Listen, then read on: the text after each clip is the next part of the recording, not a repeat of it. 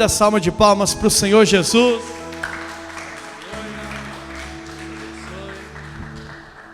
Aleluia, glória a Deus. Boa noite, meus irmãos. Sejam todos bem-vindos. Esse é o nosso último culto aqui nesse prédio, não é? No domingo eu não estive com vocês. Eu e minha esposa fomos passar o Natal com a nossa família em Santos. Saímos aqui no sábado à tarde, ficamos lá no domingo, na segunda e voltamos hoje. Cheguei aqui 5 e pouco da tarde já, ali em casa ali. Amém? Antes de nós orarmos para Deus falar conosco nesta noite, eu quero fazer uma oração de gratidão a Deus pelo tempo que nós estivemos aqui, não é? Não pelo tempo, por esse lugar, mas não só por esse lugar, pelas pessoas, né, que alugam aqui para nós. Nós alugamos esse prédio aqui da Brasil para Cristo. Eles congregavam aqui antes, até que foram para um prédio aqui na Marginal da Linha Verde. E eles sempre foram locatários benevolentes conosco. Foram e são irmãos, não é? Eu quero fazer uma oração agora de gratidão, agradecendo por esse tempo que estamos aqui. Nós nos reunimos aqui neste lugar há aproximadamente 13 anos. Em janeiro, vai fazer 10 anos, né? Mas a congregação já estava aqui 3 anos antes de eu chegar, né? Quando eu cheguei aqui, ela já se reunia aqui 3 anos. Então foram 13 anos que nós nos reunimos aqui, não é? Passamos por muitas coisas, né? Crescemos, não é verdade? Crescemos com o Senhor, cada um de nós que estamos aqui esse tempo, né? O Fábio está praticamente o tempo que eu estou aqui nesse lugar, né? O pastor Marquinhos veio com o pessoal ali do Xaxim, né? O Kio Edneia, o Diego e a Sara, não é? Quem mais daquele tempo que estava aqui? Aí, Não, o Elvis já estava aqui, né? O Elvis nasceu na igreja. Quantos anos tem mesmo, Elvis? 26 anos de casamento. Os guri aí também, não é? O Rude também veio logo para o início para cá, aí deu uma volta e voltou, não é verdade? Mas pelo menos trouxe a Luciana, né? Já veio trazendo o lucro, pelo menos, né, meu irmão? E ao longo do tempo nós vamos crescendo aqui, né? Eu quero fazer um momento de oração a Deus em gratidão por esse tempo, especialmente pela vida do pastor Celso e da equipe aqui do Brasil para Cristo, que sempre, como falei, foram bons conosco, não é? Sempre foram entender as nossas dificuldades, principalmente, não é? Esse tempo aí de pandemia que passamos, pós-pandemia, não é? Vamos orar então. Senhor nosso Deus, Pai querido, nós queremos neste momento orar, agradecendo ao Senhor por esses 13 anos que nos reunimos aqui neste endereço, Pai, neste prédio. Obrigado, Pai, por essa estrutura que o Senhor preparou para nós. Nós sabemos que o Senhor não habita em construções feitas por mãos humanas, mas o Senhor sabe o quanto é importante para nós termos uma estrutura que nos abrigue, que nos dê a condição de fazermos o que a igreja tem que fazer dentro das 4 paredes. E nós te louvamos por isso, Pai. Esse é nosso último culto aqui, esse é o nosso próximo culto, que é o culto da virada, já será no novo endereço, ali no Xaxim, na Basílio Fuc, 860. Pai, então nós te agradecemos por esse tempo. Eu também te agradeço, Pai, pela congregação do Brasil para Cristo, que tem sido uma verdadeira irmã para nós, pela vida do pastor Celso e de toda a sua equipe, que sempre, Senhor, foram bons para nós, o tempo que locamos este imóvel deles, Pai. Senhor meu Deus, eu oro para que o Senhor venha abençoá-los, Senhor, abençoá-los cada vez mais, que eles possam colher em boa medida, recalcada, sacudida e transbordante, Pai, todo o bem que eles fizeram a nós neste tempo que estamos aqui, Senhor. Pai, eu peço também que o Senhor os abençoe, fazendo com que esse prédio seja vendido por um bom valor, que supra eles naquilo que eles precisam, o mais rápido possível, Pai. Senhor meu Deus, que o Senhor venha preparar compradores que paguem o valor devido, Senhor, para que assim eles possam conquistar um local maior e próprio para eles se reunirem como igreja, Pai. Como pastor, eu sei como isso é importante, Pai. E nós estamos indo para um lugar próprio que vai nos abrigar e que vai nos dar a estrutura que precisamos para continuar fazendo a Tua boa obra, e que o Senhor venha prover isso para eles também, Senhor. É o que nós te pedimos em nome de Jesus.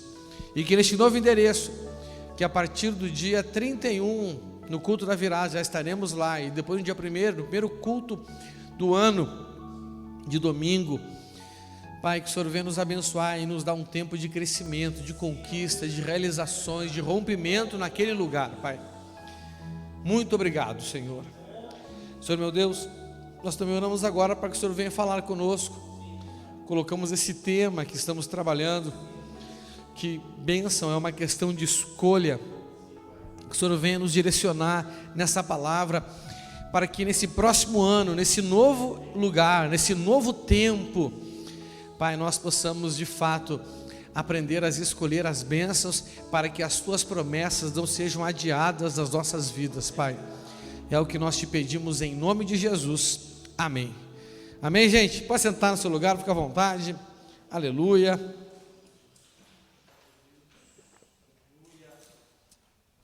Vamos então, irmãos, continuar o nosso tema. Eu queria poder ter tido pelo menos mais um dia para pregar essa mensagem para vocês, mas no domingo eu não estava aqui, né? Mas vamos dar continuidade hoje.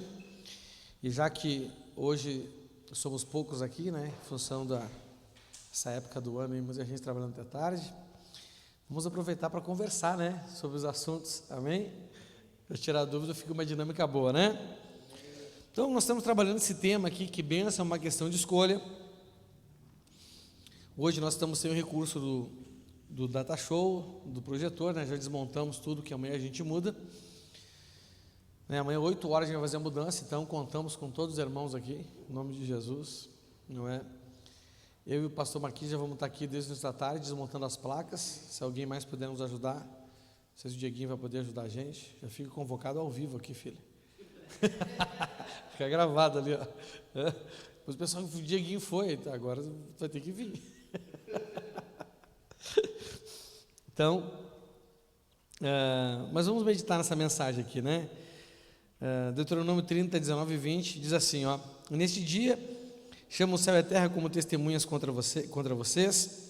Eu lhes dou a oportunidade de escolherem entre vida e morte, entre bênção e maldição. Escolha a vida para que vocês e seus descendentes vivam muitos anos. Ame o Senhor nosso Deus, obedeçam ao que Ele manda e fiquem ligados com Ele. Assim vocês continuarão a viver e viverão muitos anos na terra que o Senhor Deus jurou que daria aos nossos antepassados, Abraão, Isaque e Jacó. Amém, gente? Gente, esse tema aqui é muito importante essa época do ano, porque provavelmente, né, como muitas pessoas não têm esse entendimento de que bênção é uma questão de escolha, e ficam esperando ser abençoadas, não é? Nós acabamos fazendo escolhas erradas, e quando fazemos escolhas erradas, além, não é, da maldição gerada por aquela escolha errada, o castigo gerado por aquela escolha errada, acho que nós já debatemos bastante aqui, né, o assunto maldição, o que de fato é maldição, o que de fato é uma bênção.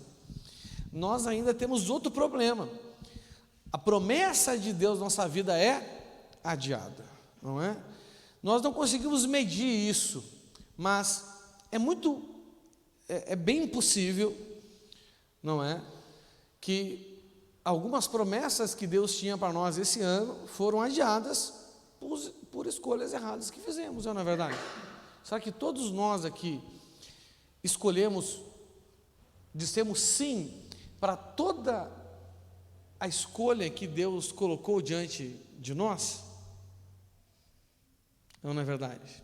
Não é começando por mim, não é? talvez não fiz as escolhas, todas as escolhas, né? Nosso objetivo é crescer em amor e sabedoria, para que a gente aprenda a escolher o melhor, ou não é verdade? Sim ou não? Né? Não é simplesmente escolher melhor, mas escolher o melhor. O que é o melhor? O melhor é o que o Senhor preparou para a gente. Não é? O Senhor havia preparado a melhor terra, não uma terra melhor. Ele havia preparado a melhor terra, uma terra que mana leite e mel, mas naquele momento, não é? Eles estavam com o coração com vontade de voltar para o Egito, ou até preferiram o deserto, não é verdade? Não é?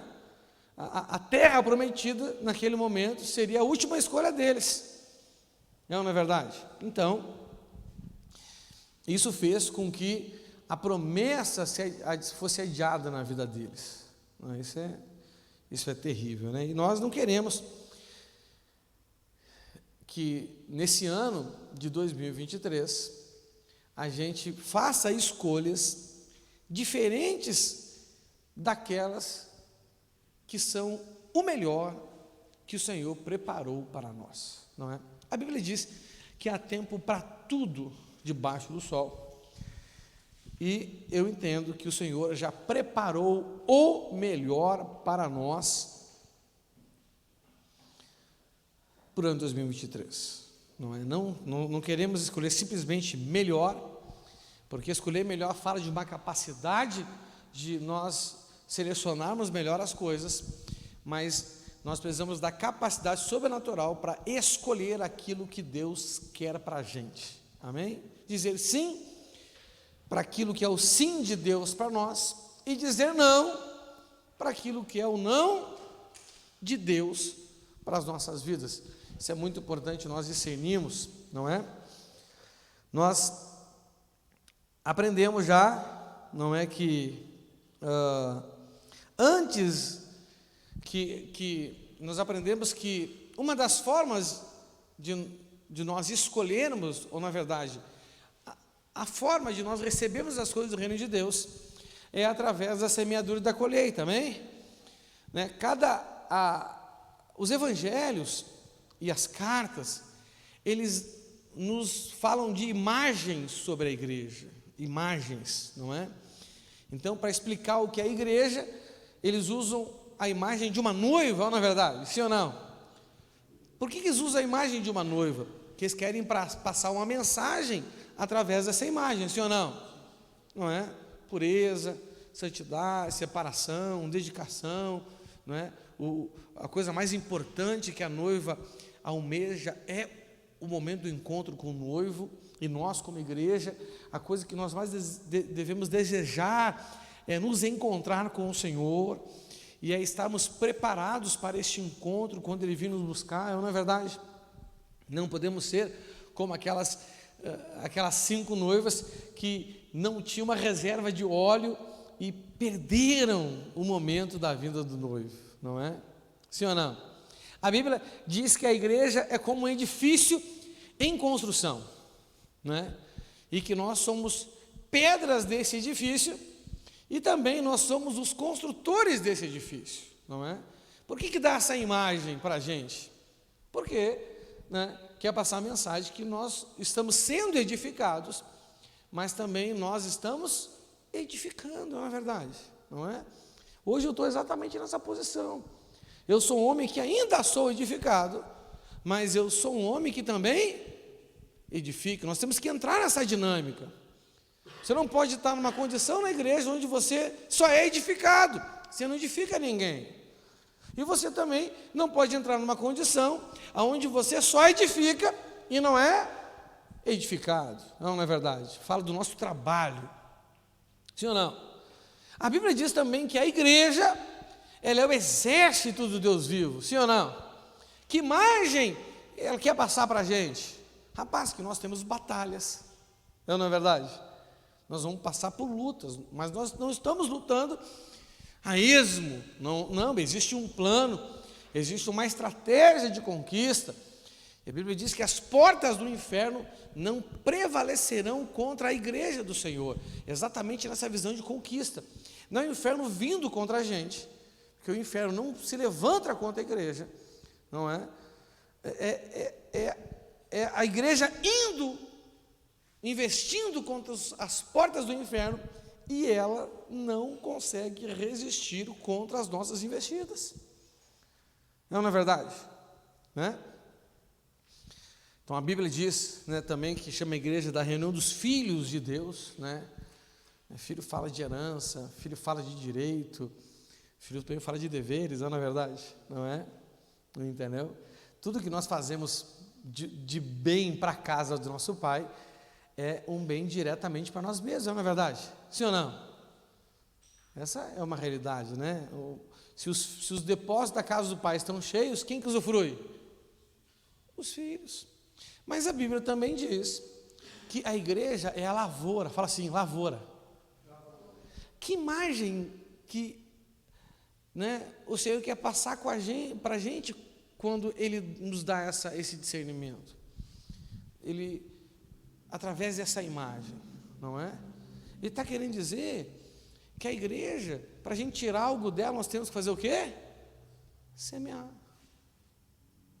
Não é verdade? Sim ou não? E como que eu escolho bênção? Não é? Primeiro, escolhendo em que terreno eu vou semear. Segundo, escolhendo que tipo de semente eu vou semear. Né? Na última mensagem que eu preguei na terça-feira passada, sobre esse assunto, nós chegamos a falar sobre o terreno da natureza humana, do espírito e do fruto do espírito e da obra da carne. Falamos, né? Então, lá em Efésios diz que se a gente plantar no terreno da natureza humana, dele nós colheremos a morte. E a morte é uma coisa que está ligada com maldição, sim ou não?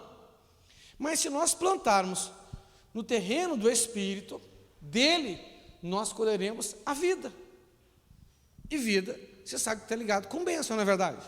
Nós demos aqui em Êxodo: escolham a vida ou a morte, a bênção ou a maldição. Então nós temos que escolher em qual terreno nós vamos plantar.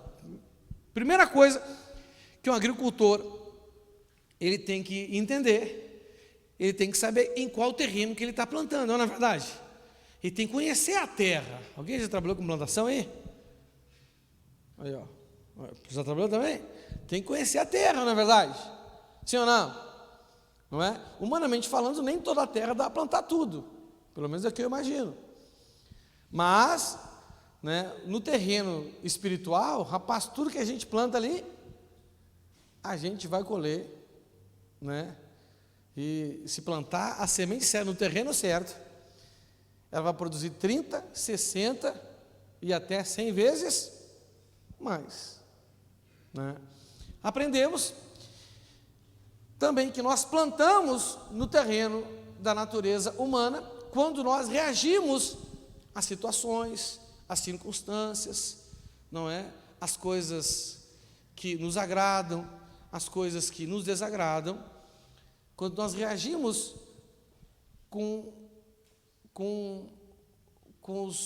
as qualidades da obra da carne, nós estamos plantando no terreno da natureza humana, não é? Então a postura é uma plantação, atitudes são plantações, não é? Palavras são plantações que a gente faz, não é? Aquele trejeito que a gente faz com a cara, sabe? De insatisfação, sabe? Quando você está falando com uma pessoa, você está vendo que a pessoa está com... São colheitas, não é verdade? Não é? Por que a pessoa está reagindo de uma forma inapropriada? Por quê? Porque ela está respondendo a uma situação, ela está respondendo a uma circunstância, seja ela agradável ou não, né? A partir das características da obra da carne, né? Divisão, facção, briga, impaciência, né? Rebeldia, imoralidade, impureza e todas aquelas coisas que a gente já viu lá em Gálatas 5, 19, não é?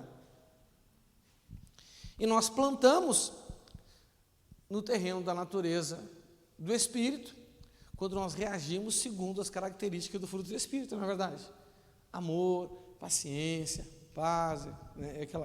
aquela situação toda que, né, figuradamente, seja tão careca de saber. Eu, o Diego e o Rude não é figuradamente, é literalmente. Amém, gente? Agora entenda uma coisa que eu quero salientar para vocês, ó. Nós temos que mudar um pouco o conceito de algumas coisas, né? Em vez de classificar as coisas como boa ou má, a gente tem que classificar como agradável ou desagradável. Por que eu falo isso? Porque a Bíblia diz que todas as coisas colaboram para o bem daqueles que amam a Deus. Então, se a gente ama a Deus, tudo é bom. Mas nem tudo que é bom é agradável, sim ou não? E geralmente nós classificamos aquilo que é desagradável como algo ruim. E classificamos aquilo que é agradável como algo bom. Não é verdade? Vamos dar um exemplo. Quem gosta de tomar injeção? É algo desagradável, mas é bom ou ruim? É bom. Injeção, isso. É desagradável. Eu, pelo menos, não gosto. Não é? Entendeu? Agora, coçar o dedo do pé assim, bem no meio assim, ficar coçando assim, é agradável ou é desagradável? Mas se coçar muito, vai ferir, vai ser ruim, na verdade. Vai gerar um mau resultado. Né? Nós temos que classificar o que é bom ou ruim pelo resultado que vai dar, não pela sensação que nós temos. Você está entendendo? Isso é muito importante a gente discernir, não é? Mas nós temos esse costume, né? Nós somos muito conduzidos por sentimentos. Infelizmente, até a nossa vida de fé. Não são poucas vezes as pessoas dizem assim, pastor, hoje eu senti que o culto estava bom. Hoje eu senti que, sei lá, hoje eu não senti muito a presença de Deus aqui, não é? Então, quer dizer que o nosso relacionamento com o Senhor é por sentimento?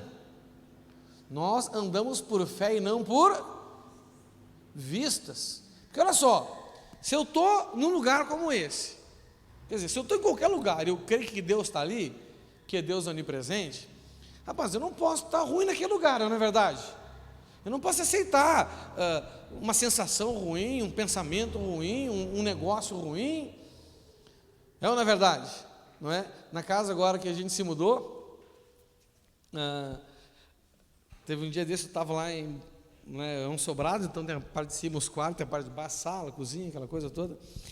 E eu levei um armário para cima do meu quarto, um armário com duas gavetas, assim, sabe, baixinho assim, tinha uma cômoda. Não é? Cara, daqui a pouco eu vi um barulhão lá em casa lá. E, cara, o negócio virou, velho. Virou assim, ó. Pá. Eu falei, cara, mano, botei de pé de novo. Forcei para ver se virava. Cara, que lá não vira assim. Eu falei, cara, é um negócio estranho, né? Já repreendi. Aí a Léa chegou em casa e falou, hoje o negócio lá virou. Ela, como? Se ela virou? Entendeu? Não é? Aí ela estava arrumando umas coisas no carro. Você sabe que porta de carro tem umas travas, né? Então ela tem que fazer uma força para ela fechar a compra para abrir. Daqui a pouco a porta do carro fechou sozinha. Ela veio lá para dentro e falou, César, tu sabe quem morou aqui antes? Eu falei, não tenho nem ideia. Sabe que não fizeram uma coisa aqui? Eu falei, por que não? Porque a porta fechou sozinha, aquele móvel caiu lá em cima. Será que o não é obra do diabo? Eu falei, se é o diabo, quem vai sair é ele, porque eu já aluguei aqui, o contrato é meu e acabou a bagunça. Você está entendendo? Não é? Agora quem sai é ele. Não é verdade? Não é? Então, né? Não tem essa questão mesmo, não tem essa bagunça aí, né, com o diabo fazendo festa na vida da gente. Porque, né? Uma questão de escolha da gente, não é verdade? Uma questão de postura da gente, não é? Se a gente plantar no terreno certo, né? Agora, se acontece uma coisa e eu planto no terreno do medo, o medo vem da onde? Natureza humana, porque quem tem fé não tem medo. Rapaz, aí a minha casa vira mal assombrada mesmo. Eu vou dar legalidade para se há um demônio lá, e ele vive ao derredor vindo como leão, para que ele vá lá e faça a festa mesmo. Você está entendendo? Temos que escolher como reagir, né? Eu escolho reagir e falar, mais um demônio para a lista que eu vou expulsar. Já expulsei demônio de gente, já expulsei demônio de casa, de mais uma. Você está entendendo? Não é? Sim que funciona. Então nós temos que escolher esse terreno aí, né? Saber como discernir essas coisas para que possamos escolher o terreno certo, né? E para isso nós temos que, esse conceito de ruim ou bom, não são coisas agradáveis ou desagradáveis, na verdade, porque todas as coisas colaboram para o nosso bem, não é? Então, se a gente gosta, é bom. Nem tudo que a gente gosta é bom. Se a gente não gosta, é ruim. Nem tudo que a gente não gosta é ruim. Você está me entendendo? Então, a gente tem que ver o resultado dessa situação. Beleza, gente? Então, entendendo isso, né, eu só estou recapitulando aqui o que já falei para vocês. Não é? Agora eu quero começar a falar da semente, né? Hoje eu quero falar aqui rapidamente de 3 sementes. Vou falar de 3, porque não vai dar tempo de falar de mais hoje, né? 3 sementes que nós não podemos plantar. Então, primeiro você sabe que a forma de você escolher bênção ou maldição é uma questão de semeadura, sim ou não? Não é? Outra coisa que eu me esqueci também de relembrar vocês. Lembrando que nós não temos capacidade natural para escolher o melhor, sim ou não? Quem nos capacita é o Espírito Santo pelo fruto dele, é ou não é verdade? Né? Como que nós temos que fazer para deixar que o Espírito Santo gere o fruto dele em nós? O escritor de Gálatas, o apóstolo Paulo, diz bem claro, por isso que a nossa natureza humana é inimiga do Espírito Santo, e o Espírito Santo é inimigo da nossa natureza humana, por isso nós não podemos fazer o que nós queremos, o que nós desejamos. Então a maneira para que eu possa deixar o Espírito Santo gerar em mim fruto do Espírito, que ele está em cada um de nós, é negarmos a nós mesmos, é nos esvaziar de nós, para que ele cresça e a gente diminua. Como que eu me esvazio de mim? É eu não fazer o que eu quero. Um dia, no aconselhamento, há muito tempo atrás, acho que não é nem pastor aqui ainda, aqui na sede, aqui em Curitiba, e eu explicando isso para o meu irmão da igreja, ele falou assim, mas pastor, então por que Deus dá vontade para a gente, se a gente não pode fazer o que a gente quer? Eu falei, ele dá vontade para a gente só para a gente saber o que a gente não pode fazer. Se eu quero, eu não posso. Você está me entendendo? Por quê? Porque é óbvio que originalmente a nossa vontade concordava com a vontade dele, não é verdade? Mas agora a nossa vontade, ela é uma vontade corruptível, né? Os nossos desejos, eles são contra nós, né?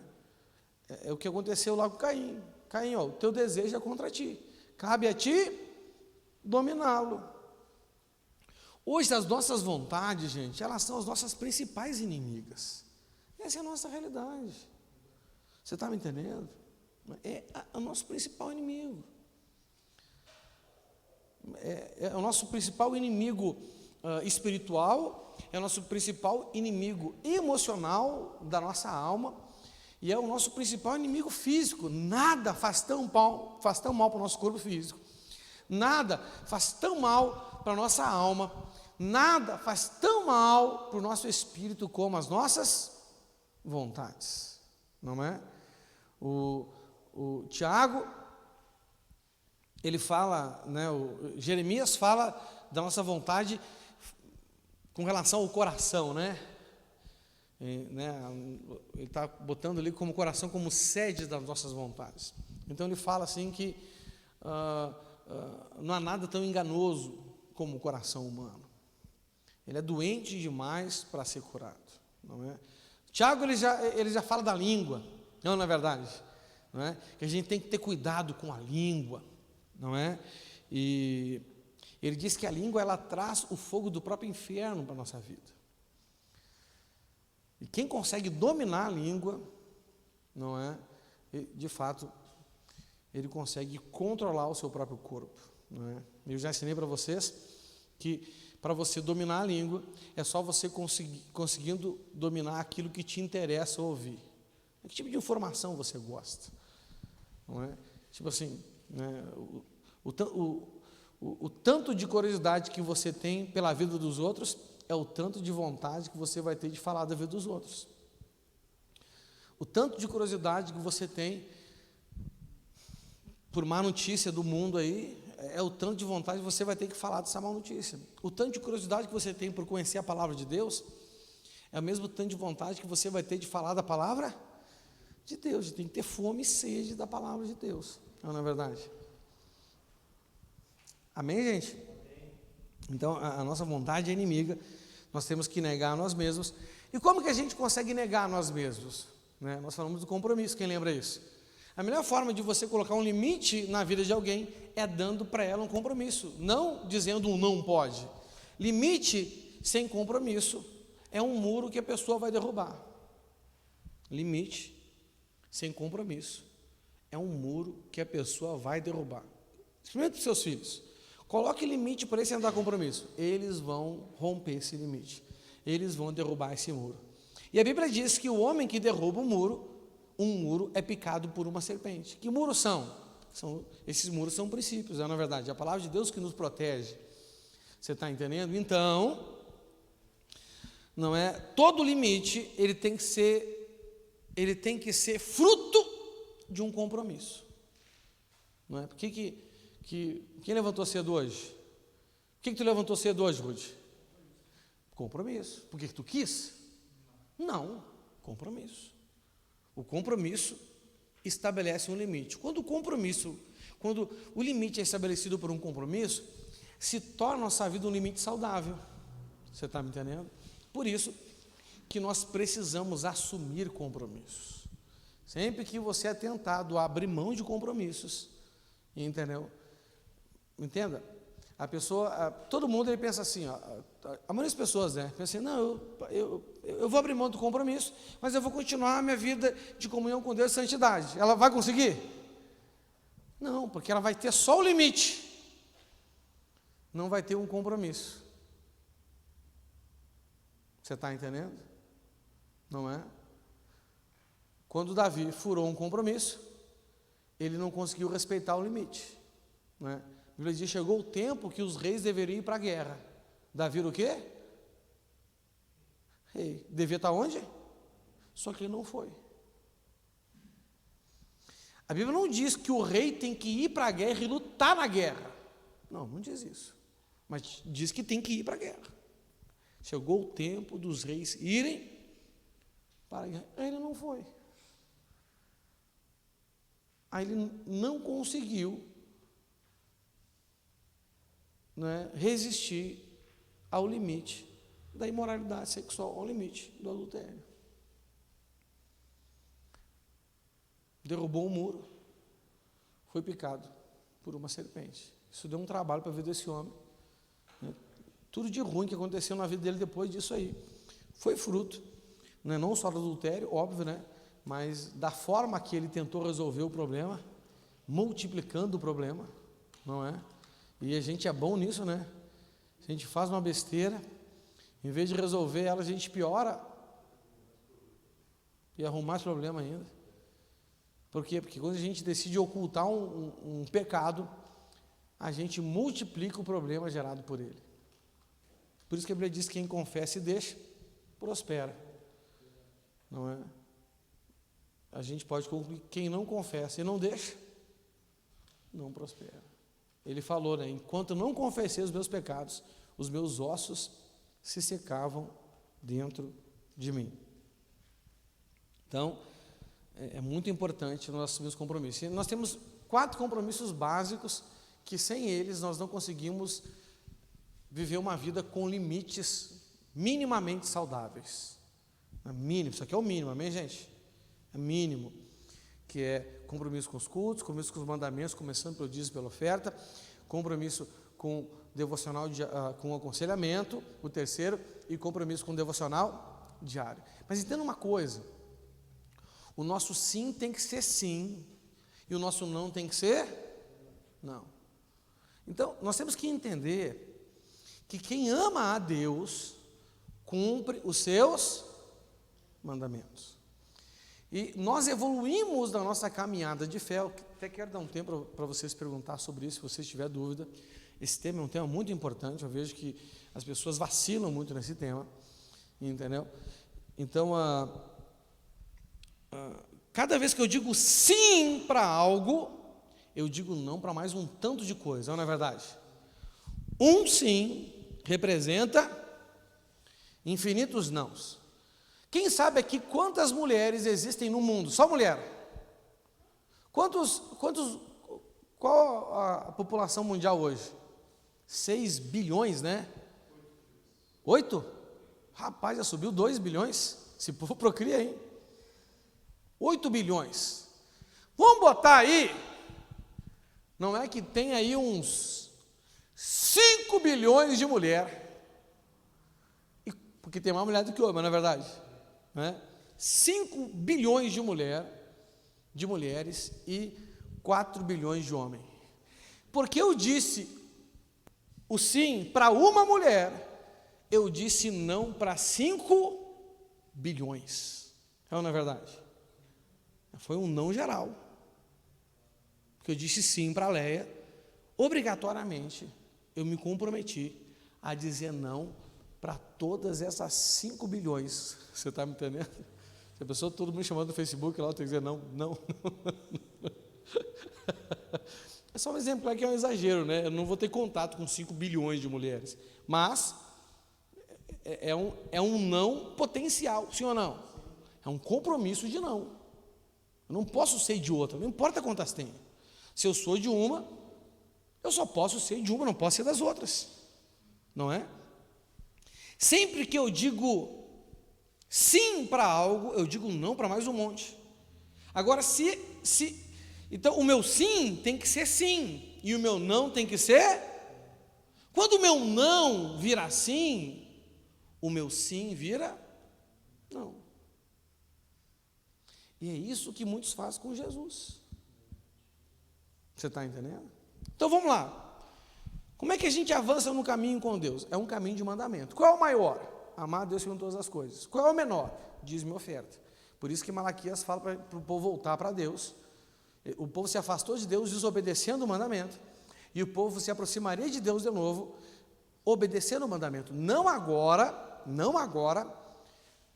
por causa da lei, mas por causa da graça. A salvação não vem por obedecer o mandamento. Antes, a salvação vinha pelo mandamento. Antes, a salvação era consequência do mandamento. Hoje, o mandamento é consequência da salvação. Eu sou salvo, reconheço o sacrifício de Cristo, e em gratidão a Ele, eu me alegro em negar a mim mesmo. Simples. É o servo da orelha furada, aquele servo, né, que era colocado em liberdade, mas ele amava tanto seu senhor que escolhia de vontade própria ser servo, ser escravo para sempre. Então ele tinha que ir até a senhora da porta e furava a orelha dele para marcar. Isso era uma lei da primeira aliança, não é? Figuradamente, isso retrata a nossa posição em Cristo. Ele nos colocou em liberdade, mas nós o amamos tanto que decidimos ser servo dele para sempre. Abrimos mão da nossa liberdade para fazer a vontade dele, não é? O apóstolo Paulo diz que Jesus nos libertou para que a gente seja verdadeiramente livre, mas para a gente não usar a nossa liberdade para dar a oportunidade de sermos escravos novamente, escravo do pecado. E para mim não ser escravo do pecado, eu tenho que ser escravo de quem? De Cristo. Eu não consigo não ser escravo de alguém. A Bíblia diz que a gente não pode servir a 2 senhores, mas tem que servir um só, não é? Então eu tenho que servir alguém. Ou vou servir Jesus, ou vou servir, né, o Senhor da escuridão. Então, é muito importante ter esse discernimento, né? O sim. Então, como é que é? Qual o primeiro mandamento que eu tenho que começar a obedecer? Existem 2 classes de mandamento, né? O não fazer e o fazer. Qual que é o mais importante? O fazer. Não é? Imagina, a Sherlyn, que ela deixa umas tarefas para os meninos lá, para o Carlos, para o Kilmer e para o Ricardo. Entendeu? Aí ela chega em casa, eles não fizeram nada. Aí ela fica brava. Vai ficar brava ou não vai? Mas, ó, tem cara de brava essa irmã aí, meu irmão. Nossa Deus. Vai dizer que não tem cara de brava essa irmã. Tem cara de brava. Aí, meu irmão, aí eles vão dizer assim para ela, mas a gente não fez nada de errado. Mas também não fizeram o que é certo. O que adianta não fazer nada de errado e não fazer o que é certo? Né? Então, tem que fazer o que é certo. Então, vamos lá. O que é sim, sim? Dê o primeiro passo. Rapaz, dízimo e oferta. Cara, não abro mais mão disso. Acabou. Não vou retroceder mais. O outro mandamento. Cara, não vou retroceder mais. Vai vir a tentação, não vou. Mais outro mandamento. E já estou cumprindo 3 constantemente. E eu vou. Você está entendendo? Eu vou evoluindo nesse caminho. Mas outro mandamento, até que eu chegue. Qual é o meu foco? Qual o meu objetivo? Onde que eu quero chegar nesse caminho? Até o maior de todos. Qual é o maior de todos? Amar a Deus acima de todas as coisas. Quando eu chegar nesse nível, rapaz, eu estou pertinho de Deus. Porque Ele é a palavra, amém? O que vai acontecer comigo? Todas as coisas vão colaborar para o meu bem. Porque todas as coisas juntas colaboram para o bem daqueles que amam a Deus. E como que se ama a Deus? Só se ama a Deus quando o amamos acima de todas as coisas. Deus não aceita outro tipo de amor. Você está me entendendo? O resto, que não for esse amor, não é amor, é cilada, diz o profeta. Não é verdade? Você está entendendo? Não é amor. Deus não recebe isso como amor, não é? Quando Ele vê que você não está disposto a aborrecer pai, mãe, esposa, filho, e até a si mesmo, por amor a Ele, rapaz, quando Ele vê que você não está disposto a aborrecer esse tipo de gente por amor a Ele, o que você está mostrando para Ele? Que de fato você não ama acima de todas as coisas, não é? Ele tem que aborrecer, inclusive a si mesmo, não é verdade? Não que a gente queira aborrecer os outros, não, eu não quero aborrecer meu pai e minha mãe. Então, querer aborrecer o meu pai e minha mãe não é bom. Querer aborrecer minha esposa não é bom. A questão não é quem eu quero aborrecer. A questão é quem eu quero agradar acima de todas as coisas. Não é a questão, eu não estou nem aí, vou aborrecer mesmo. Não, isso é errado. Não é? Nós não temos prazer em aborrecer as pessoas. Mas nós temos que saber quem nós queremos agradar acima de todas as coisas. Quando eu quero agradar alguém acima de todas as coisas, é óbvio que eu vou ter que desagradar nessa caminhada aí muita gente, inclusive a mim mesmo. O grande problema nosso hoje é que a maioria dos relacionamentos que nós temos para agradar a nós mesmos e não os outros. É assim, por isso casamento tem problema, não é? Que o Fábio, ele escolheu a Vanessa para agradar a Vanessa? Não, ele escolheu a Vanessa porque ele se agradou dela. E como ele queria ser feliz, não é verdade? Ela conseguiu essa missão de fazer feliz? Ninguém consegue fazer o outro feliz, Fábio. Só Deus faz a gente feliz, não é verdade? Nossa felicidade não está no próximo. Nossa felicidade não está em nada, não é? A não ser no Senhor. Não é? Ser humano não tem capacidade de fazer o outro ser humano feliz. A satisfação vem da onde? Vem de Deus. A realização vem da onde? Vem de Deus, não é verdade? A paz vem da onde? Vem de Deus, não é?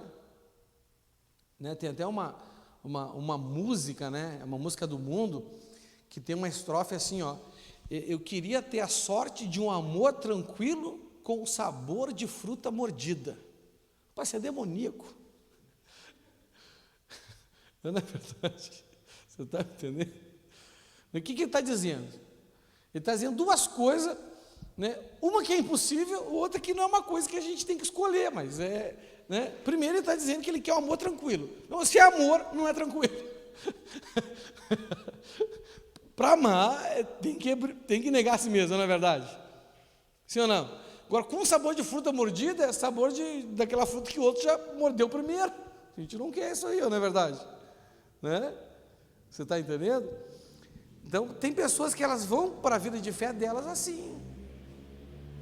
Então, como a gente se relaciona com o outro para nos agradar, quando a gente vai se relacionar com Deus, qual é a nossa expectativa? É que o culto nos agrade, é que o pastor nos agrade, é que a palavra nos agrade, é que Deus nos agrade, que os anjos nos agrade. Você está me entendendo? Né? Parece que o Senhor, quando você acorda, ele levanta para você abrir os olhos, te dá um sorriso e você, hoje eu vou fazer tudo para te agradar. Deus faz isso com a gente? Claro que não. O Deus dos pregadores aí faz. O Deus da Bíblia não é assim que funciona. É nós que temos que agradá-lo, não é verdade? Por isso que a gente tem que estar disposto a aborrecer qualquer pessoa, inclusive até a nós mesmos, não a fim de aborrecer os outros, mas a fim de agradá-lo. Essa é a grande realidade. Não é? Isso é muito importante nós discernirmos. Mas vamos lá então. Então, vamos para as sementes então, né? Falamos do terreno até agora, vamos falar das sementes agora.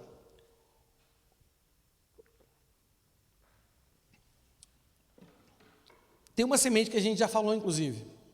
Na verdade, eu comecei a pregar essa mensagem pelo final, aí eu voltei para o início e agora estou chegando ao final de novo, amém?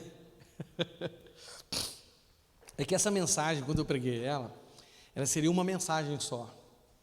Aí depois que eu preguei a mensagem, durante a semana o Espírito Santo começou a me incomodar e abriu minha mente para coisas que seriam interessantes a gente trabalhar, e eu voltei recapitulando as coisas, amém?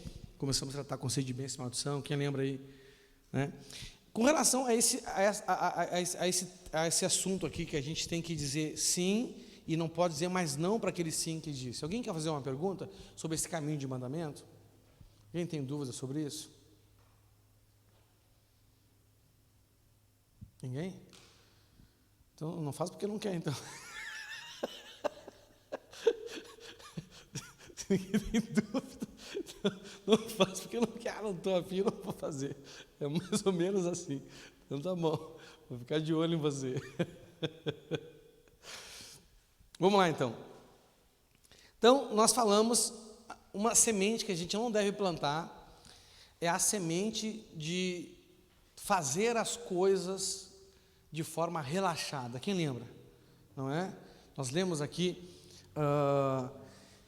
em Jeremias 48:10, maldito aquele que fizer a obra do Senhor relaxadamente, maldito aquele que retém a sua espada do sangue.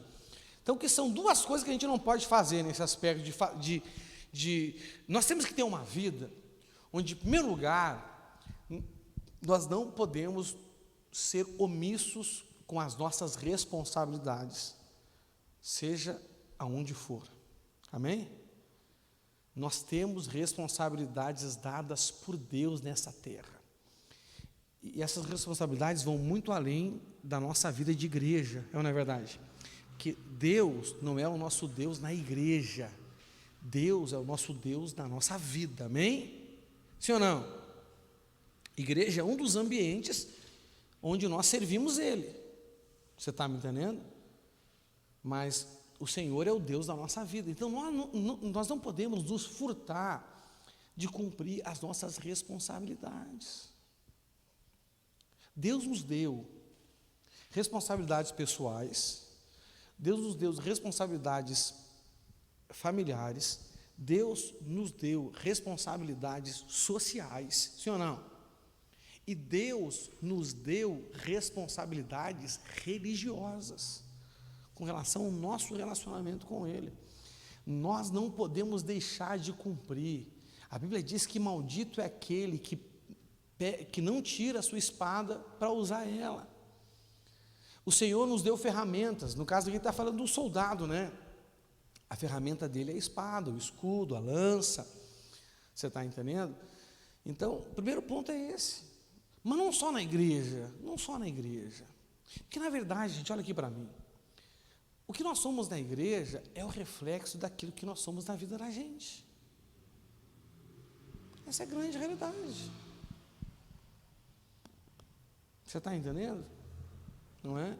Se você é uma pessoa preguiçosa na sua vida, como que você vai ser na igreja? Preguiçoso.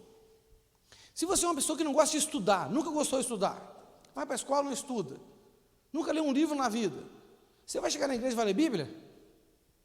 Não vai. Não é verdade? Né? Então, nós não podemos nos furtar das responsabilidades. A Bíblia, ela nos dá uma lista de responsabilidades pessoais, uma lista de responsabilidades familiares, uma lista de responsabilidades sociais e uma lista de responsabilidades religiosas. Nós temos que cumprir com todas. Essa é a grande realidade. Esse é o primeiro ponto. O segundo ponto disso aqui é que nós não devemos cumprir essa responsabilidade de forma relaxada, né? Essa palavra relaxada assim fala fazer de qualquer jeito, é o que a gente chama aqui de fazer nas coxas e empurrar com a barriga. Você está me entendendo? É fazer de qualquer jeito. Não, nós temos que primar pela excelência, não é verdade? Em todas as áreas da nossa vida. Cumprir todas as responsabilidades e não fazê-las de qualquer jeito, não é? Você não pode ser um marido de qualquer jeito, você não pode ser uma esposa de qualquer jeito, existem responsabilidades divinas. Foi o Senhor que criou o mundo, foi o Senhor que criou os contextos sociais, foi o Senhor que criou o homem e a mulher, foi Ele que idealizou o matrimônio, a igreja é dele, não nossa, não é verdade?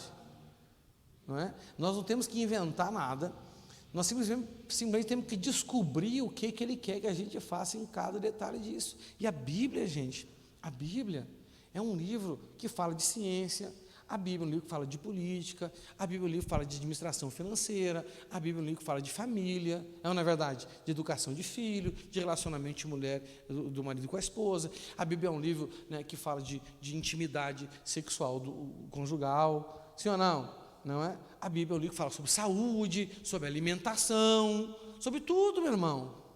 Tudo está na Bíblia. A Bíblia não é um livro de religião, simplesmente. A Bíblia é o livro da vida. Está tudo ali. É só você olhar com os olhos certos, não é verdade? Não é? Eu quero entender sobre família. Leia a Bíblia de Gênesis e Apocalipse só pensando em família. Mas compartilha isso. E compartimenta isso, quer dizer. Bom, qual aspecto da família? Bom, vamos falar o homem, né? Bom, eu quero aprender a ser um marido bíblico. Rapaz, então eu vou ler a Bíblia inteirinha só para aprender a ser marido bíblico, vou anotar tudo que Deus fala comigo. Você tem que ler umas 300 vezes, né? Mulher é mais complicado, porque tem mais coisa, então tem que ler 1000 vezes. As irmãs. A vida do homem é mais simples em geral que a vida das irmãs, é verdade. A vida da mulher é muito dinâmica, muito mais dinâmica que a vida de um homem. Desde a criação já foi assim, você está entendendo? Eu dou graças a Deus que eu nasci homem, não porque por causa de machismo, é que ser homem é mais simples. Sempre foi ao longo da história, muito mais simples. Só pela gravidez da mulher já é um problema, não é verdade? Não é? Nosso Deus. Biologicamente, o organismo da mulher é muito mais complexo do que do homem, mas e por ter mais funções, você sabia que o número de neurônios de uma mulher é maior do que o número de neurônios do cérebro de um homem? É, porque tem mais função. O corpo de uma mulher tem mais funções que o corpo de um homem. Então tem que ter mais neurônio para comandar. Isso é uma grande realidade. Você está me entendendo? Então tem que ler, vamos ler a administração financeira, né? Vamos ler como é que se organiza uma casa, higiene pessoal, né? Higiene do ambiente que a gente vive, está na Bíblia. Você está me entendendo? Não é? Ô pastor, mas é verdade que casa suja é sinal de maldição? Sim, mas é a sujeira que atrai a maldição ou é fazer as coisas relaxadamente? É fazer as coisas. Se eu faço algo relaxadamente, entendeu? Se eu faço algo relaxadamente, o que acontece? Primeiro, que vai acumular sujeira. Segundo, que vai ter castigo de Deus ali. E o diabo vai tentar achar uma brecha no meio da nossa desobediência para perturbar a nossa vida. O diabo, demônio é colateral. O demônio é o causador de nada. Ele é simplesmente o efeito colateral. Está ao derredor, bramindo como leão. Ele é um oportunista. Ele é o quê? Felino é oportunista. Ele só está procurando uma oportunidade. Você está me entendendo? Não é? Ele não gera oportunidade. Ele espera que algo aconteça. Você está me entendendo? Não é? Essa é a grande realidade. Então o diabo, ele não gera situações. Ah, pastor, o diabo, não é? Mas a Bíblia diz que ele faz armadilha. A Bíblia diz que a gente não pode ignorar os ardis dele, não é verdade? Não é? Então qual o ardil dele? É esperar a nossa brecha, entendeu? E quando a gente descumpre o mandamento, a gente deu brecha, não é verdade? O contexto que Paulo está falando quando ele fala isso é especificamente sobre perdão. A maior brecha que os crentes dão para o diabo é demorar para perdoar. Ai, estou tentando, estou orando, não estou conseguindo. Vai dando brecha para o diabo, vai, filho. Ele não tem mais nada para fazer, só está procurando uma oportunidade, né? Então, nós temos que cuidar para não ser relaxados na obra, amém? Segundo que eu quero falar, isso que eu já falei, né? Segunda coisa que eu quero falar hoje para você é nós precisamos escolher ter uma posição firme em Cristo, não é? A inconstância é uma semente terrível. A inconstância é uma semente terrível. A semente de fazer as coisas, de não fazer ou fazer relaxadamente, torna a nossa vida mais difícil. Nós já estudamos isso. Agora, a semente da inconstância, né, é o oposto da semente de uma posição firme. Quando tem uma posição firme, né, essa semente cai aonde? No terreno da natureza do Espírito, no terreno do Espírito, não é verdade? E quando eu sou uma pessoa inconstante dos meus caminhos, como o Tiago chama, o homem de ânimo doble, não é? Qual é a consequência? Qual é a maldição que vem dessa semente? Ele fala assim: não pense que tal pessoa receberá alguma coisa do Senhor. Então, uma pessoa que é inconstante, não é? Uma pessoa que é inconstante, ela não recebe nada de Deus. Irmãos, olha só. E nada é nada.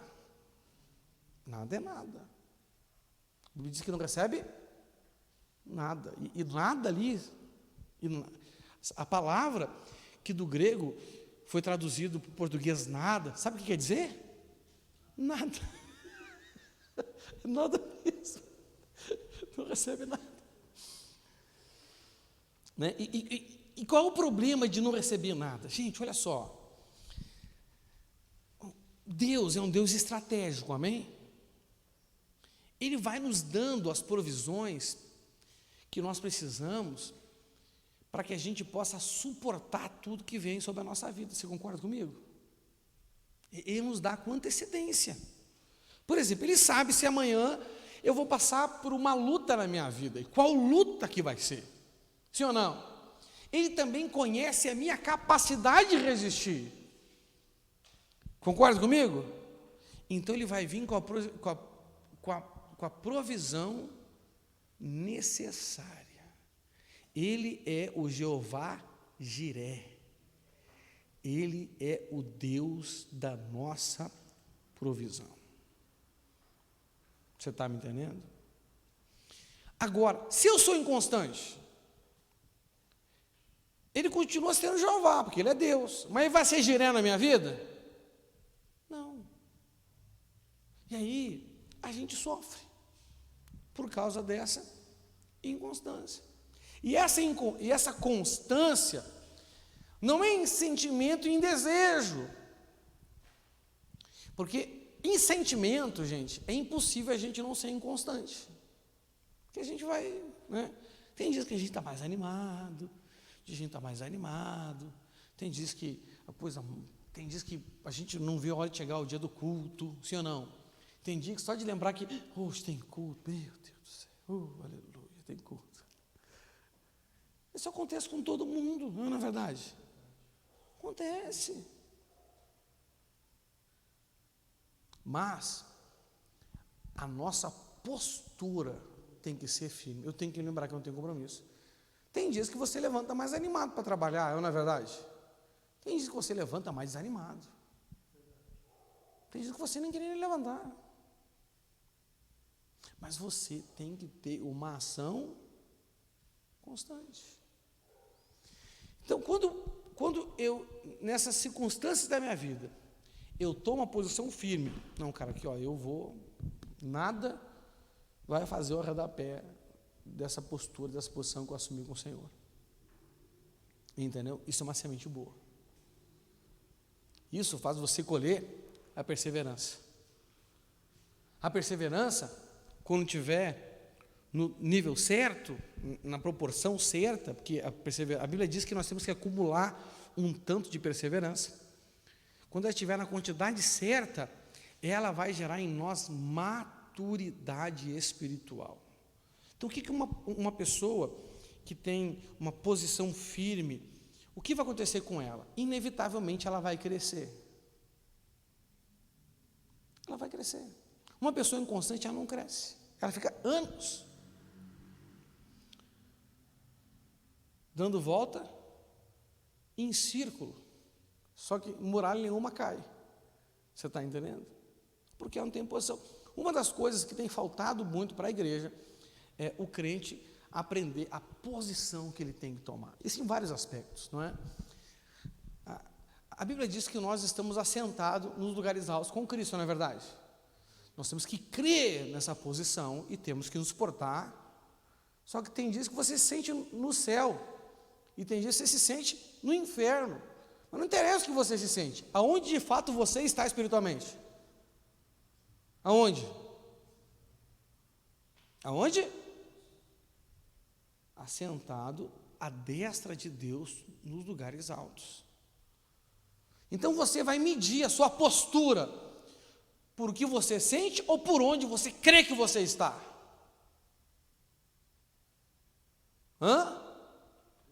Quando você vai orar, você tem que olhar para que lado quando você está orando. Se você está do lado direito dele, ele está do seu lado esquerdo. Brincadeira, né? Mas, cara, eu estou aqui, eu estou perto de Deus. Você não pode orar como se você estivesse longe dele. Não é?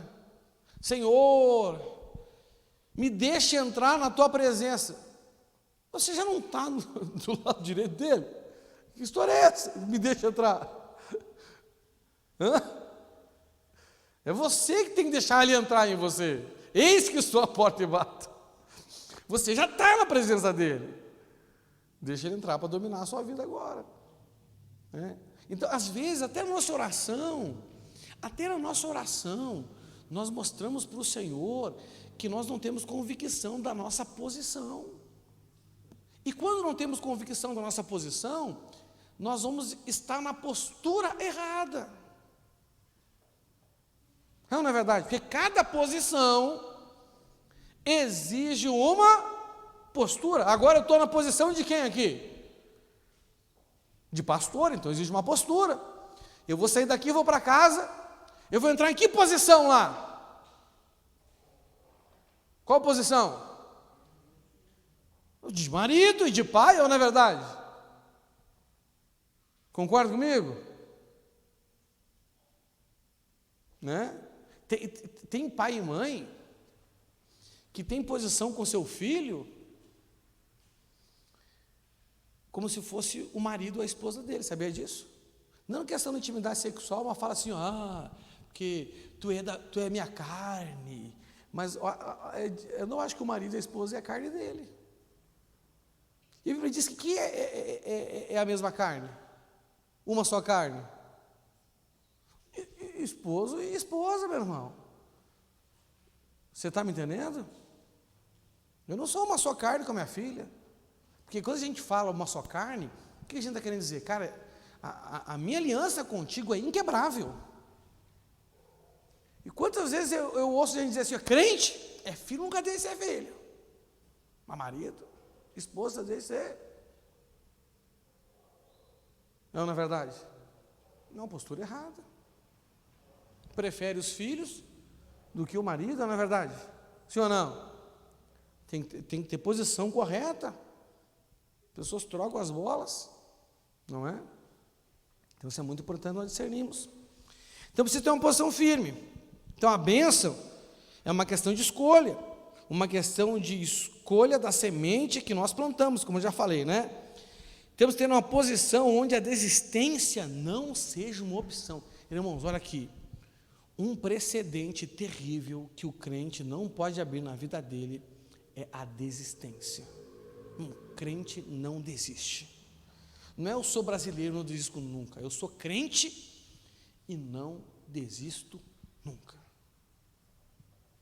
Por que o crente não pode desistir? Olha aqui.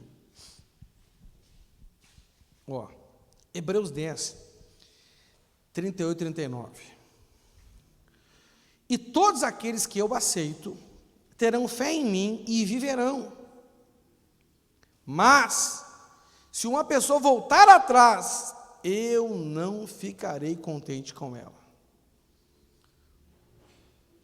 Isso aqui, Hebreus, o escritor de Hebreus está falando de algo que Deus disse na primeira aliança, amém? Ele tá se referindo a algo que já estava escrito, tá bom? Ele fala assim, e todos aqueles que eu aceito terão fé em mim e viverão, mas se uma pessoa voltar atrás, eu não ficarei contente com ela. Então, o escritor de Hebreus está citando um trecho da primeira aliança. Aí depois que ele cita o trecho da primeira aliança, ele vai falar de uma posição de fé que ele decide tomar por causa daquilo que está escrito. Olha a posição dele. No 39, ele fala assim, nós não somos gente que volta atrás e se perde. Pelo contrário, temos fé e somos salvos. Gente, olha só. Primeiro ponto, né? Voltar atrás é só para quem já assumiu um compromisso. Não é verdade? Vamos dar um exemplo aqui, vem cá, Fábio. Olha só, o Fábio hoje, ele é líder de célula. Não é verdade? Sim ou não? Um compromisso. Quantas pessoas o Fábio já aconselhou para não desistir? Quantas? Uns par, né? Agora imagina, por que ele aconselhou isso? Porque ele crê nisso, não é verdade? Ele crê que está escrito. Mas agora ele desanima e resolve desistir. O que ele está fazendo? Ele está negando a fé dele. Nós não somos gente que volta atrás e se perde, pelo contrário. Então quem desiste aqui é porque negou a fé. Quem volta atrás é porque negou a fé. Porque ele está dizendo, pelo contrário, temos fé. O pelo contrário dele aqui não é nós não desistimos, pelo contrário é temos fé. Então olha só, humanamente, não desistir, o contrário de não desistir, o contrário de desistir é não desistir. Biblicamente, o contrário de desistir é ter fé. Então, se eu tenho fé, eu não desisto. Se eu desisto, não tenho fé, fracassei na fé. Entendeu? Né? Não combati o bom combate, não completei a carreira, porque não guardei a fé. Então, se ele quiser desistir, ele vai ter que negar coisas que ele crê, e que inclusive ele já aconselhou outros. Na mente dele, ele vai ser tentado a achar que isso não vai gerar nada assim muito ruim na vida dele. Não, eu não vou abandonar Deus, eu não vou me perder. Mas a Bíblia diz, nós não somos gente que volta atrás e se perde. Então quem volta atrás está voltando para se perder. Por que a pessoa voltou atrás? Obrigado, meu filho. Porque algo, não interessa o que seja, gerou instabilidade nela. Aí a pessoa fala assim, pastor, mas sabe, quando eu assumi o compromisso, eu não previ que isso ia acontecer. Mas a gente não tem como prever mesmo. Não é? Um compromisso, ele só é compromisso de verdade quando ele resiste aos imprevistos.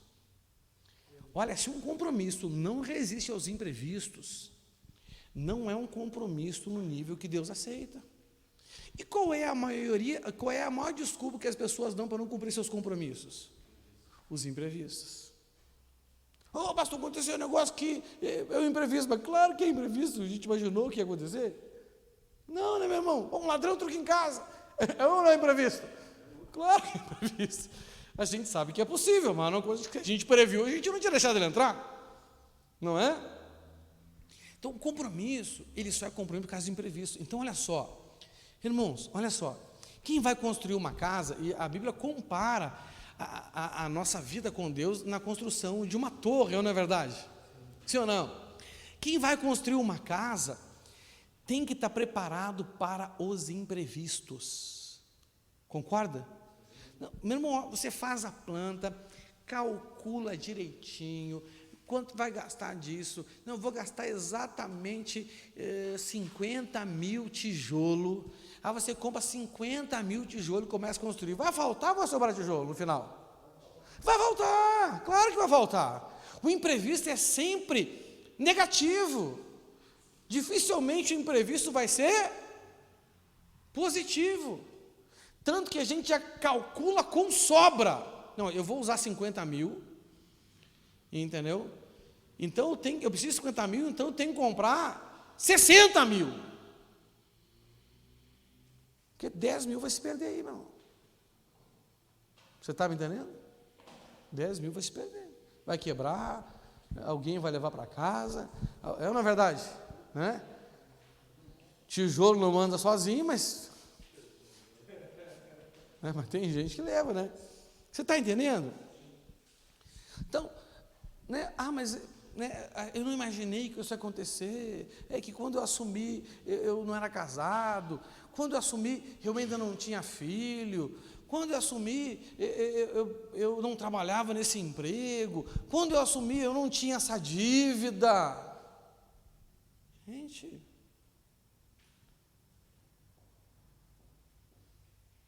por mais justo que lhe pareça, nunca é uma boa ideia, espiritualmente falando, voltar para trás. Nós somos filhos de Deus, não filhos do caranguejo, não é verdade? A gente não anda para trás nem de ladinho, né? A gente para frente, né? O apóstolo Paulo falou, mas uma coisa eu faço, eu avanço para frente, deixando para trás o que para trás fica. Tem coisas, gente, olha só, que ficou para trás. Se você quiser botar em dia hoje, filho, avança. Você está entendendo? Avança. Amém?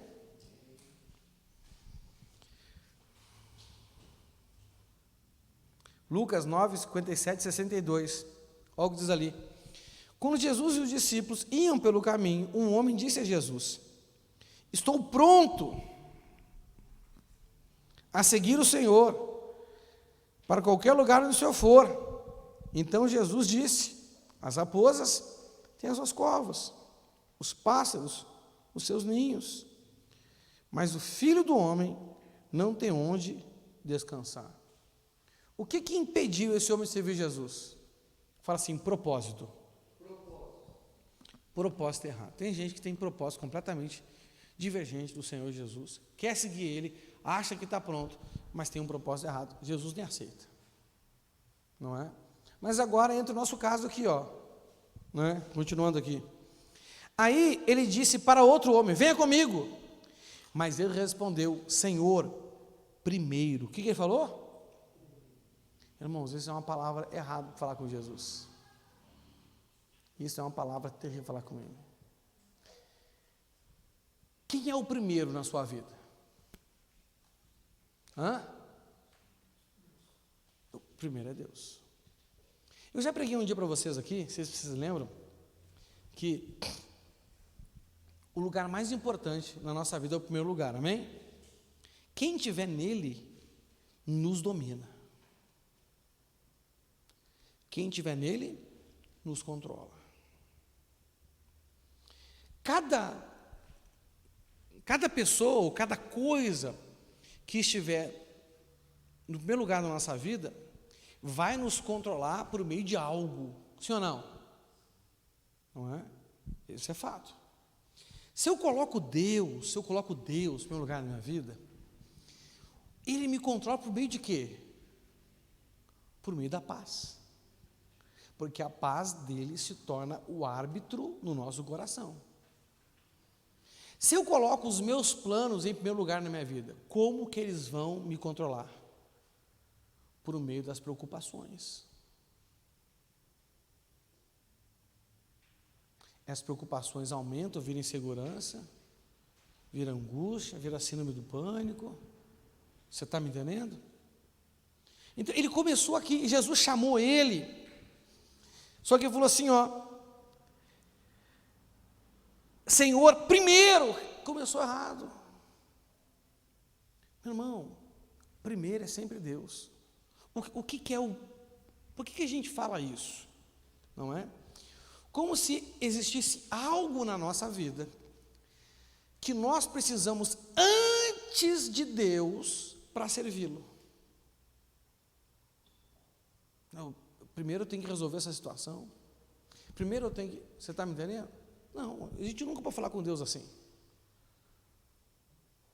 Se a gente falar com Deus assim, usando esse termo aqui, não é? Falando ou agindo, que é pior ainda, às vezes eu não falo, mas eu ajo, aí eu vou orar a Deus. Gente, não tem negócio com Ele. Entendeu? Então, eu posso dizer para todo o resto, eu posso dizer para minha esposa, ó, primeiro Deus. Eu posso dizer para os meus filhos, primeiro Deus. Eu posso dizer para mim mesmo, primeiro Deus, posso, não devo. Eu posso dizer para o meu patrão, primeiro Deus, mas eu nunca posso dizer para Deus primeiro outra coisa. Porque Ele é o primeiro, amém? Ele é o Senhor da minha vida, não é? Então, o que eu preciso é dEle, amém?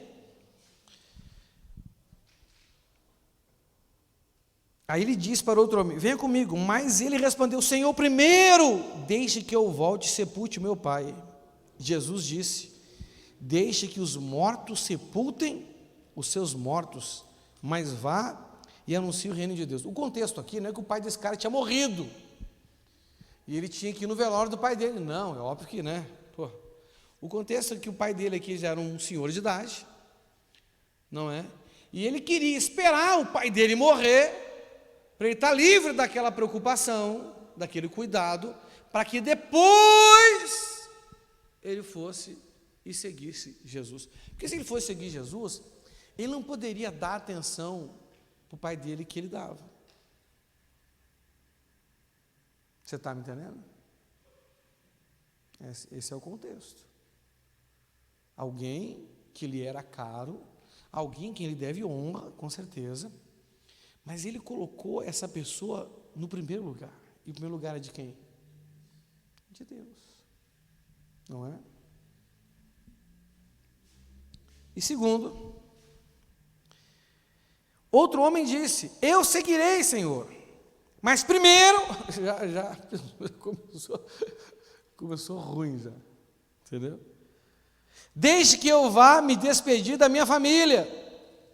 Jesus respondeu: quem começa a arar a terra e olha para trás, não serve para o reino de Deus, não serve para o reino. Cara, isso aqui é terrível. Pastor, mas não é exagero?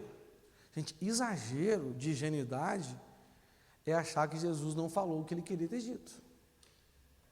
Isso aqui está claro. Não é? A saudade, né? Pô, meu irmão, olha só. A minha família está toda no Rio Grande do Sul. A família da Léa está toda em Santos. Você acha que eu não sinto saudade da minha mãe? Do meu pai, dos meus irmãos? Sinto.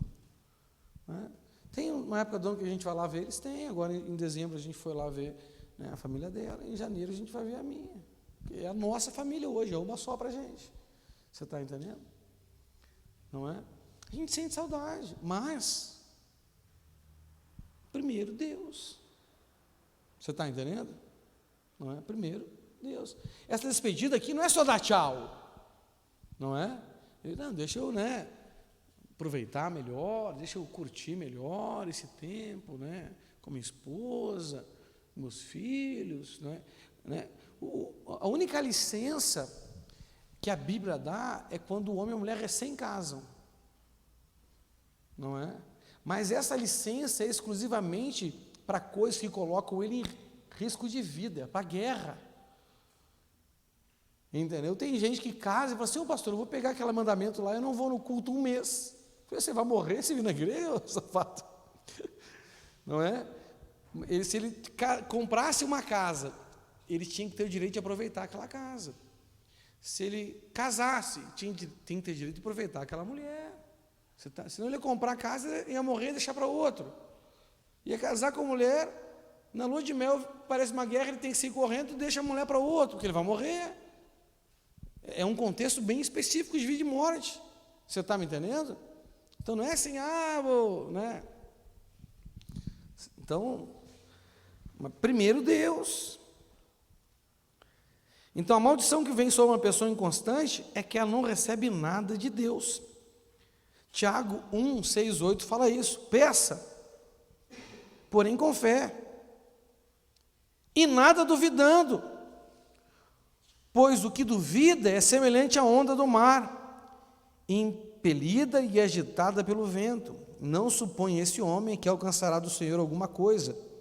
Homem de ânimo dobre, inconstante em todos os seus caminhos. Faz uma proposta para ler Bíblia, não termina. Faz uma proposta para ler um livro, não termina.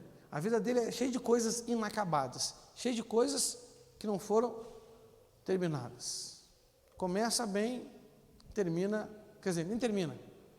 É o fogo de palha, é ou não é verdade? Quem é assim, não recebe nada do Senhor. Você está entendendo? Essa é a maldição. E qual é a bênção? Mas a constância gera perseverança, a perseverança gera maturidade, a maturidade gera aprovação, e essa aprovação gera o quê? Bênção de Deus na vida da gente. Você está entendendo? Então, a semente da inconstância, gente, é uma semente terrível, que não deve ser plantada de jeito nenhum. Começou, se não for pecado, continue. A gente só tem que desistir do pecado. Você está me entendendo? Do resto, nós não podemos desistir. Amém? Olha só, Elias, né? Elias, cara, Elias foi um baita de um profeta, não é verdade? Sim ou não? Sabia que o ministério de Elias terminou antes do tempo? Ele ficou com medo com a Jezabel, fugiu para o resto de Querite, o couro foi lá alimentar ele, depois foi lá para a caverna lá, ficou lá, Deus foi lá falar com ele, aí veio aquele negócio lá do fogo, do terremoto, do vento, do cicio, aí o que ele fala? Volte e unja Elias, Eliseu quer dizer, mandou ungir Eliseu. Por que Deus mandou ele ungir Eliseu? Porque o homem que se mostra fraco num momento de crise, é porque ele é fraco mesmo. Deus sabia que ele era fraco. Entendeu? Quando ele foi ameaçado de morte, ele descobriu qual era a fraqueza dele. A fraqueza dele era a vida dele. A vida dele estava em primeiro lugar. Foi um excelente homem de Deus. Apareceu no Monte da Transfiguração. Você está me entendendo? Junto com Moisés. Mas teve o seu ministério abreviado. Por causa daquela inconstância. Então, gente, inconstância no reino de Deus é algo sério. O problema é que a gente zomba de Deus. Mas Deus é bom. Claro que Ele é bom. Mas Deus é bom. Cara, só que entenda uma coisa, olha aqui. Olha só. Digamos que eu sei que o seu Nivaldo é um homem bom. E porque ele é um homem bom, eu não vou cumprir meu compromisso com ele. O que eu estou fazendo com ele? Eu estou zombando dele por causa da bondade. Eu estou usando algo que é nobre como desculpa para mim zombar dele. Cara, a bondade de Deus é desculpa para a gente não cumprir a nossa responsabilidade com Ele? O perdão de Deus é desculpa para a gente pecar? Não, eu vou pecar, depois Ele me perdoa. Gente, isso é zombar de Deus. Isso é sacanagem com o Senhor. Isso é falta de reverência com Ele. Você está me entendendo? Isso é coisa séria. E como eu vejo pessoas com essa postura, pastor, mas Deus perdoa, né? Perdoa, filho. Até quando? Não sei não, mas sei que Ele perdoa. Eu prefiro não arriscar. Gente, olha só, tem gente que aceita viver no limite da incerteza. Isso é perigoso. Eu tenho que ficar bem longe desse limite. Você está me entendendo? Bem longe desse limite. Isso é um aviso para os irmãos, amém? E a terceira semente que você não pode, entendeu, plantar, que é uma semente terrível, é a semente da desonra. Irmão, a desonra, ela é uma semente terrível. Você está me entendendo? E nós latinos, principalmente o brasileiro, é um povo muito irreverente. O que significa irreverente? Sem reverência. Nós não reverenciamos Deus e as pessoas como devemos referenciar. A Bíblia diz que a quem tem honra, dê honra. Não é verdade? Nós temos que discernir a honra que cabe a cada um. Tem uma honra que cabe para o seu pai. Tem uma honra que cabe para a sua mãe. Como é que eu sei disso? A Bíblia nos fala dessas honras. Entendeu? Tem uma honra que cabe para a sua esposa. Tem uma honra que cabe para o seu marido. Tem uma honra que cabe para os seus filhos. Tem uma honra que cabe às autoridades civis. Tem uma honra que cabe às autoridades eclesiásticas.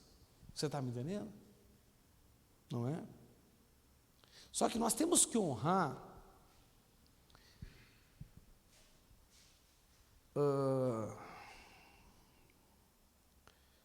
aqui em Efésios 6, 1, 3,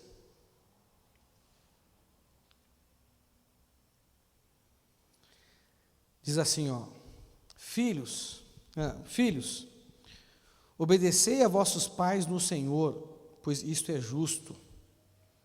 Honra a teu pai e a tua mãe, que é primeiro mandamento com promessa, para que te vá bem e sejas de longa vida sobre a terra.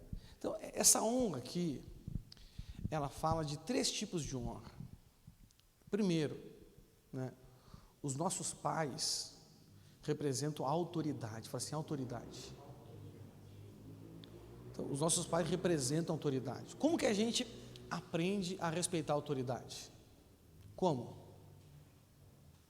Respeitando o pai e mãe. Você está me entendendo? Uma pessoa que é atrevida com seu pai, Uma pessoa que é atrevida com a sua mãe, ela vai ser atrevida com qualquer outro tipo de autoridade. Gente, isso é fato. Você está me entendendo? Não é? Infelizmente, a família da minha esposa é uma família que foi criada desrespeitando pai e mãe. Foram criados assim. Cada vez que eu vou lá, eu fico escandalizado. O jeito que os filhos falam com os pais. O jeito que os filhos falam com os netos. Cara, eu fico escandalizado. Entendeu? E rapidinho a Lara, ela começa a entrar na onda. Gente, é rápido assim, ó. Nós ficamos lá 2 dias. 2 dias nós ficamos lá.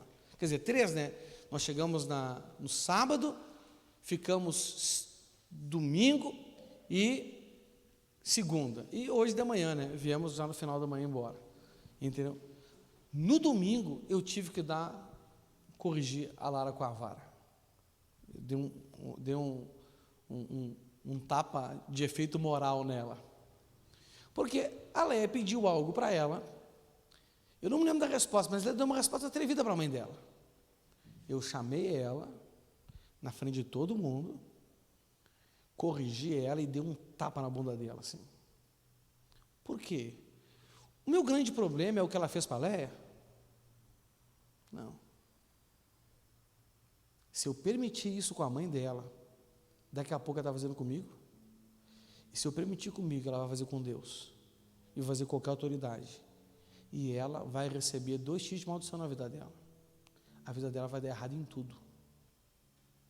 E ela vai ser uma menina doente e vai morrer antes do tempo. Toda pessoa que as coisas não dão certo na vida dela, ela tem um problema de honra com a autoridade. E aprende-se a honrar a autoridade, honrando pai e mãe. Pai e mãe não representam só autoridade. Pai e mãe representam uma geração passada. O que representa? Nós temos que honrar os nossos antecessores. Nós temos que honrar os nossos antecessores. Tudo que você for fazer na vida, meu irmão, se você chegar tentando desfazer o que já foi feito, desmerecendo o que foi feito, você não vai ter sucesso naquele lugar. Não vai. Tem gente que, para mostrar que é bom, vai suceder alguém, alguma coisa na vida, quer provar que é melhor. E para provar que é melhor, desmerece o que foi feito, não é verdade? Sim ou não? Gente, isso é uma semente de desonra. A gente tem que honrar aqueles que nos antecederam, seja numa geração, seja numa tarefa. O que é a honra dos antecessores gera na nossa vida? Gera continuidade. Porque se eu honro quem me antecedeu, aquele que vai continuar o que eu fiz vai me honrar. E honra é a forma de as bênçãos serem passadas de geração em geração. Hoje, na sociedade de hoje, nós perdemos algo que ao longo das gerações foi construído. As riquezas do mundo foram construídas de geração em... Só que nós perdemos isso. Hoje a riqueza é estabelecida em coisas voláteis, não em coisas sólidas. A gente está falando de economia já. Não é? Riqueza tem que ser um plano geracional. Os pais entesouram para os filhos. Mas olha só, se o pastor Marquinhos não aprendeu a honrar o pai e a mãe dele, o que ele vai trabalhar para ele ou vai trabalhar para entesourar para os filhos dele? Vai trabalhar para ele. Ninguém trabalha para a próxima geração se não honra a geração passada. Ninguém.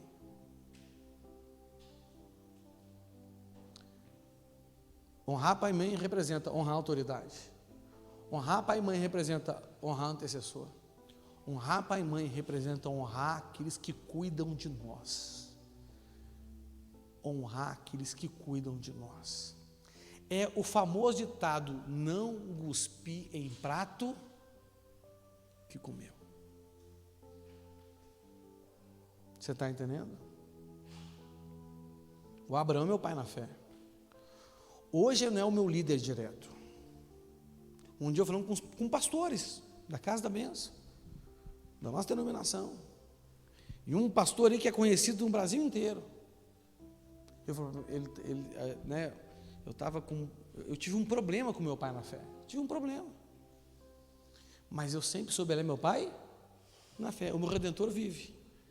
E uma hora o Senhor vai se levantar para resolver esse problema entre eu e ele.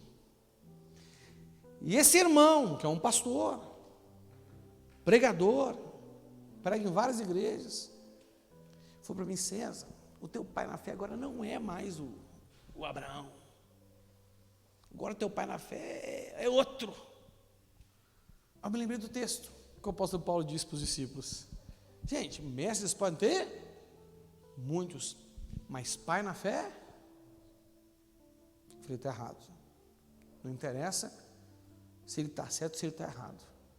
Isso, ao seu tempo, Deus vai esclarecer. Mas ele é meu pai na fé.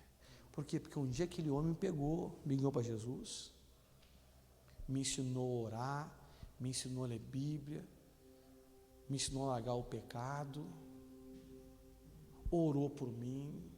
Um dia eu estava numa balada, ele foi me buscar dentro da balada, me ajudou com um monte de coisa. No pior momento da minha vida ele me levou para a casa dele, cuidou de mim. Cara, como que eu deixo isso para lá? Cara, esse cara cuidou de mim. Se não fosse isso, será que eu estaria aqui? Ah, mas Deus podia ter colocado outro, mas não colocou. Porque com esse, mas podia ter sido qualquer um. Mas Deus escolheu ele, meu velho. Qualquer um podia ser pastor de você, sim ou não? Mas Deus escolheu eu agora. Qualquer um podia ser seu líder de célula, não é verdade? Mas Deus escolheu esse, e agora?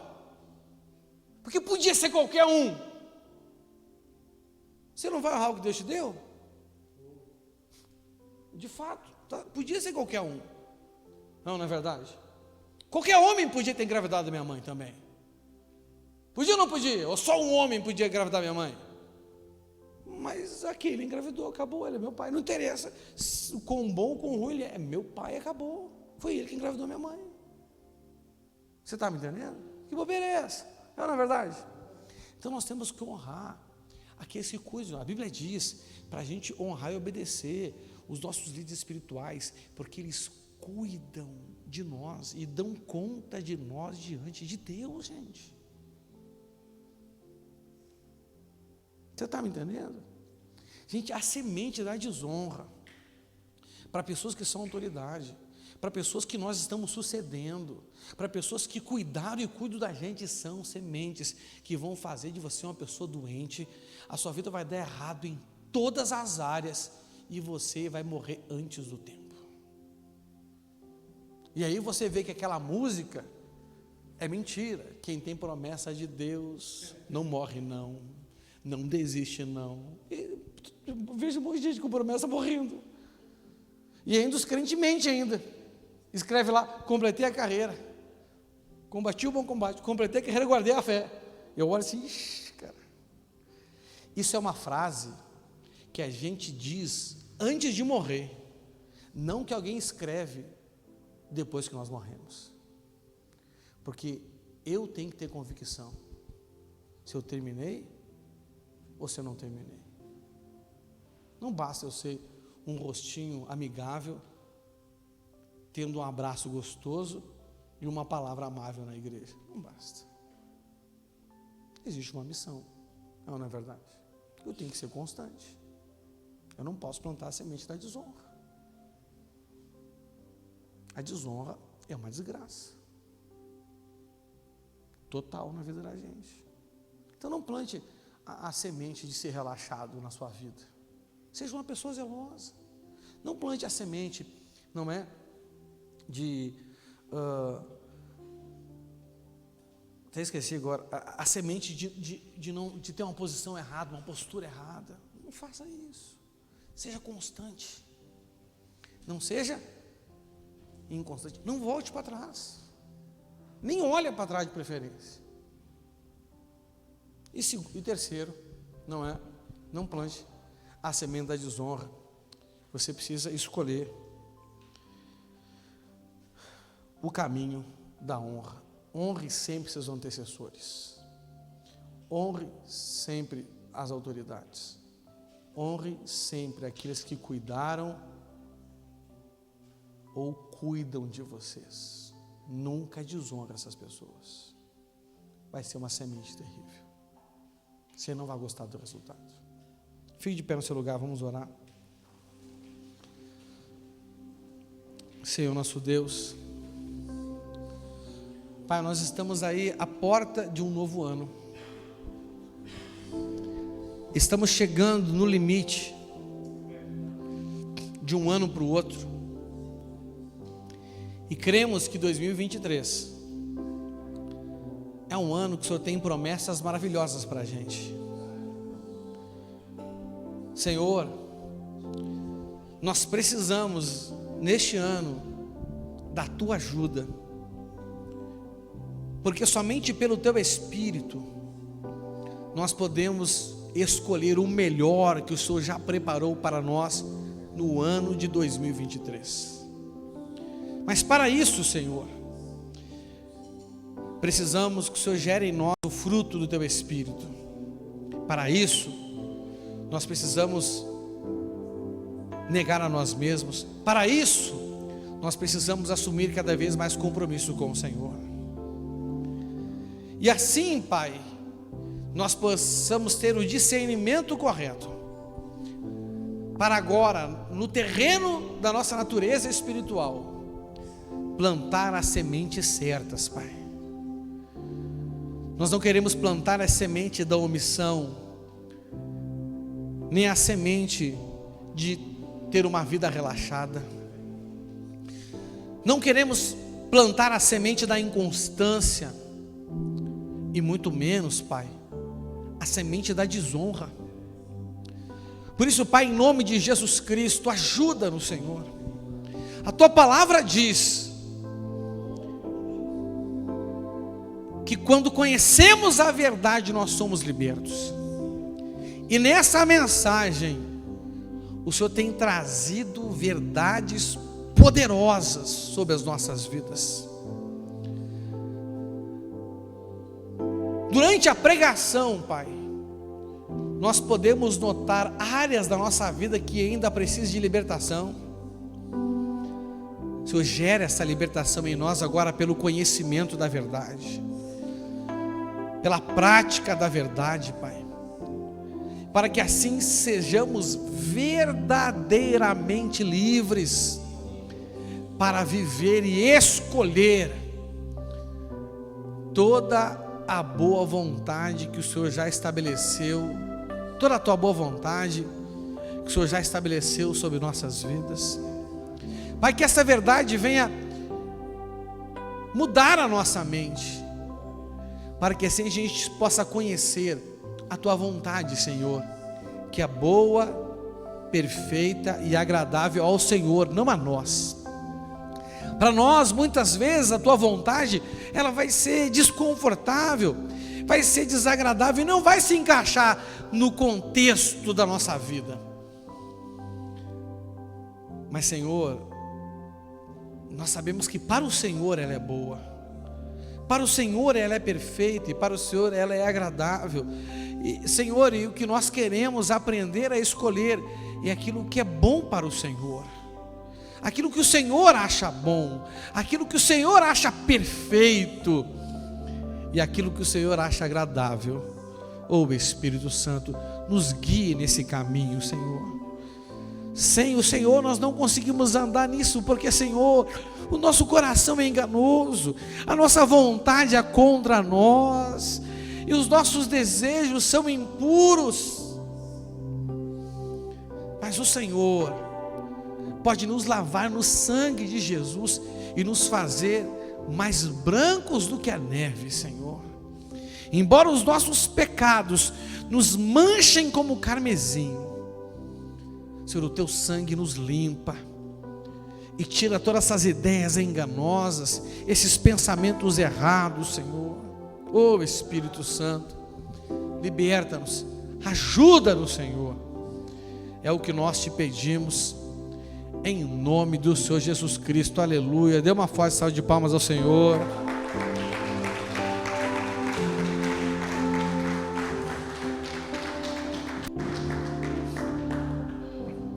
Deus te abençoe. Não saia sem me dar um abraço, até porque é o nosso último culto aqui. Amanhã temos a nossa mudança. Conto com a ajuda de todos vocês. Vamos agitar lá na célula, lá, irmãos, para ter, né, o maior número de pessoas possível aqui.